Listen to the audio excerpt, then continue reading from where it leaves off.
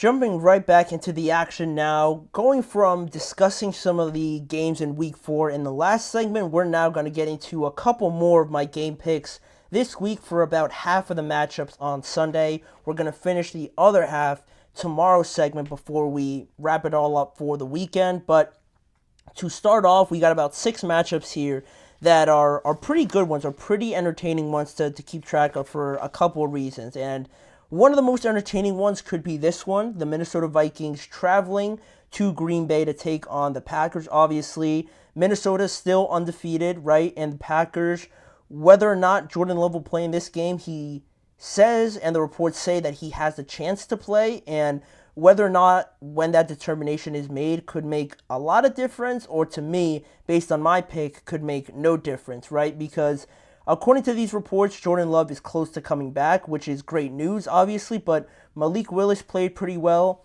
It's not to say that Jordan Love is going to lose his job or anything like that, but, he played pretty well. He surprised everyone with how he got the ball out, running and passing. So, I think if Jordan Love is really not 100% and you don't want to risk injuring him, they're going to feel comfortable throwing Malik Willis out there, but that's where we get into the Minnesota Vikings because I feel like ideally you would need Jordan Love because that's your complete full offense, right? But with or without him, I think the Minnesota Vikings just have been playing such great defense, and Brian Flores has really become as big of a story to the Vikings as Sam Darnold has, maybe even more, because I don't think anybody really thought the Vikings defense would be this dominant going into the year. I like the additions that they brought in, Jonathan Grenard, drafting Dallas Turner, bringing in guys like Blake Cashman and some of these guys in the offseason, but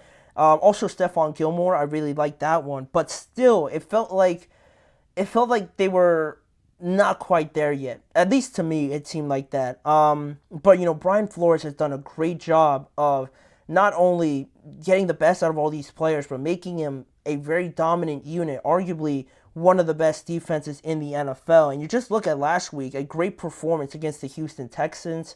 Very eye-opening to see the Texans really struggle. Even with all of their talent, it just looked like they had no idea what was coming, what kind of coverage they were in, and what they could do to counter, right? They just looked like it was just very reactive instead of having a plan going in there with their offense. And for how good Malik Willis played last week against the I could be wrong, who they play? The Titans, I think it was, right? They played the Titans, I'm pretty sure. They just played the Titans, and going up against that matchup, Malik Willis played great, made some good throws, but this would be a completely different thing.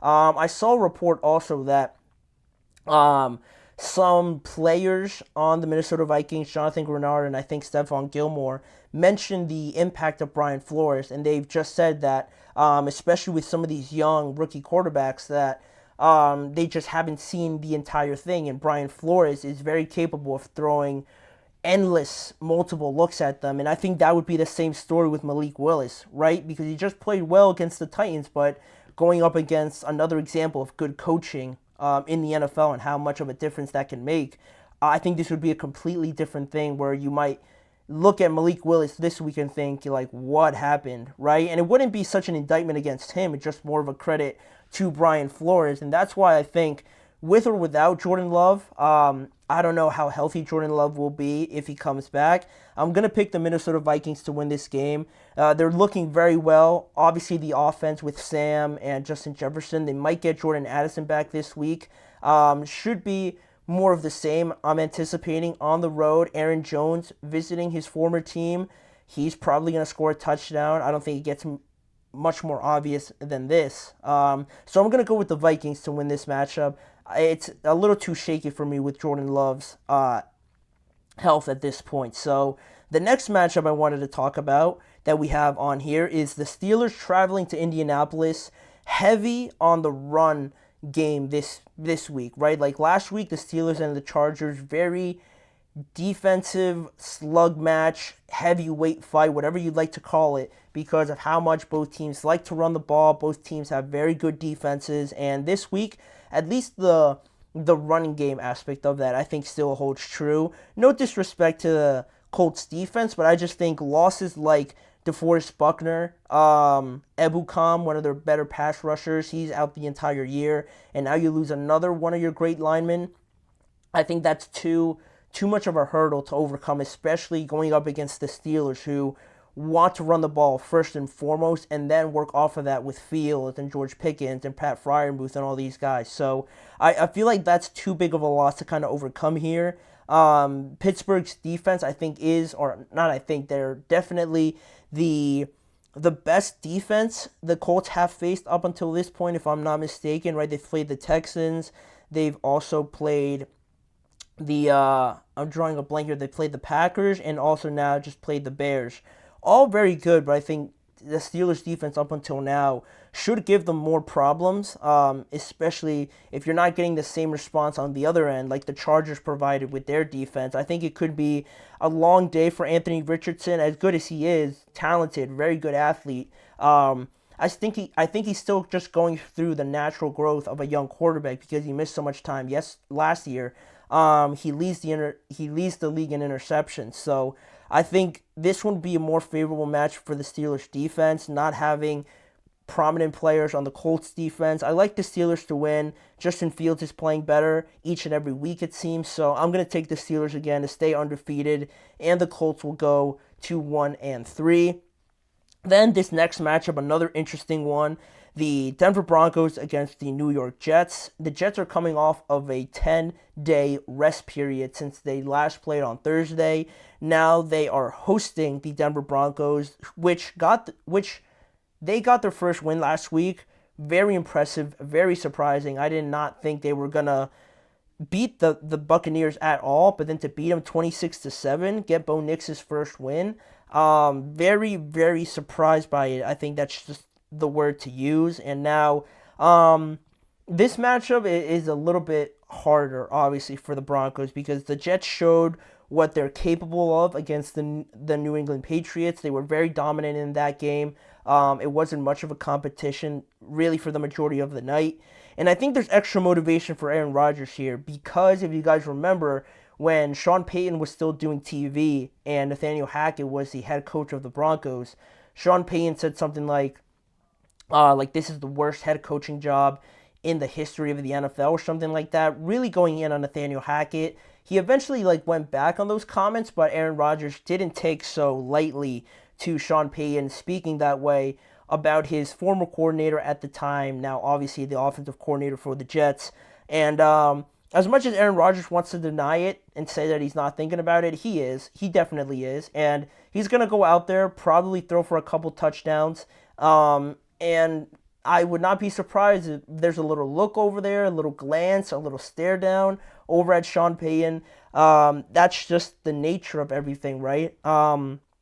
So that way, the Jets coming off of an extended rest period at home again, and the Denver Broncos just got news that one of their more reliable players on defense, Alex Singleton, tore his ACL last week, so he's out for the remainder of the year. It's too much for a rookie quarterback to play against a good defense, not have the same response on his.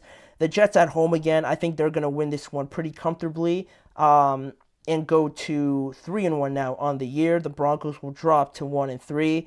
Then another very interesting matchup that we sort of already talked about in yesterday's segment, I believe. The Saints traveling to the Atlanta Falcons, an NFC South matchup. I predicted that the Falcons will win, basically just going over it. The biggest thing to me is that both teams have obviously offensive line issues. Like both teams are missing their centers. The Falcons are missing one of their starting tackles.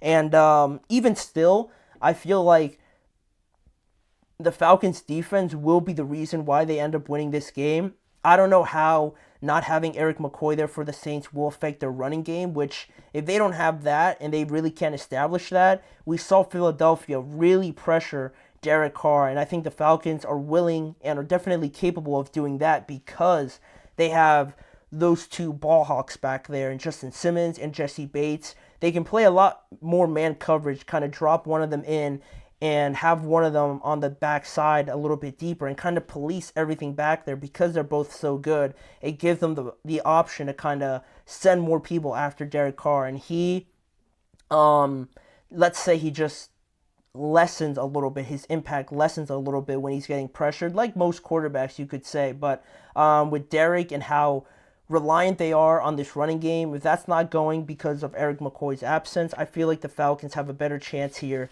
to take this matchup. So we're gonna go with the Falcons in that game. And then one of the last couple ones here, the Eagles playing at the Tampa Bay Buccaneers, a rematch of the wild card round last year in the playoffs. A lot of injuries to talk about here. I have no idea who's going to play in this game. I don't know if A.J. Brown's going to play. I don't know if Devontae Smith and Lane Johnson are going to get cleared for their concussions in time to make this game. So there's a lot to deal with here for Philadelphia, right? But still in that same breath, I really didn't like how Tampa Bay played last week against Denver. You know, their defense looked very, very permeable. Their offense was very dull. And last week we saw Philadelphia kind of stick with it. Their defense played very well. Jalen Carter and Jordan Davis stepped up. They got more pressure on Derek Carr. And I think they just locked everything down a little bit more. They showed me that they're able to hang in games when their offense isn't playing particularly well. So the fact that the Eagles still could be missing all these guys and still have Saquon and Dallas Goedert, I'm going to take my chances with the Eagles and say they're going to win this one. I don't think Tampa Bay's defense will hold very well against this offensive line for the Eagles and Saquon Barkley. They did it last year, but obviously Saquon wasn't on that team. He's going to once again be the difference, and the Eagles will win this game. Kind of get some revenge there on the Bucs. And lastly, we just talked about this game. The Bengals at the Carolina Panthers. Andy Dalton against his old team. The Bengals better win this game. They're more talented. Their defense can't be this bad, right? I know Andy Dalton just put up 36 points and they looked decent, right? But we should be talking about two different levels here with the Bengals and then like the Panthers, right? It shouldn't be this close.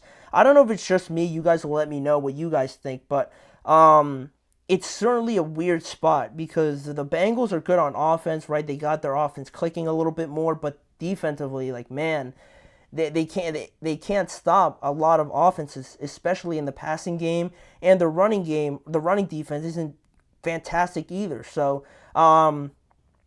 they better win this game. I'm gonna pick them to win this game, but if they don't, I don't know what I'll say next Monday when we come on here. But we're gonna take the Bengals. They're gonna finally get their win and hopefully get this train going a little bit here on both sides of the ball. But those are all my game picks for the first half of it. We're gonna get into the second half of the entire slate tomorrow's episode before we wrap up the week. But for right now, we're going to head into a break, and when we return, we're going to preview a very intriguing Sunday Night Football matchup between the Bills and the Baltimore Ravens. Two AFC contending teams, two MVP candidates in this matchup. We're going to get into all of it, the predictions, the matchups, all of it, when we return in just a few seconds.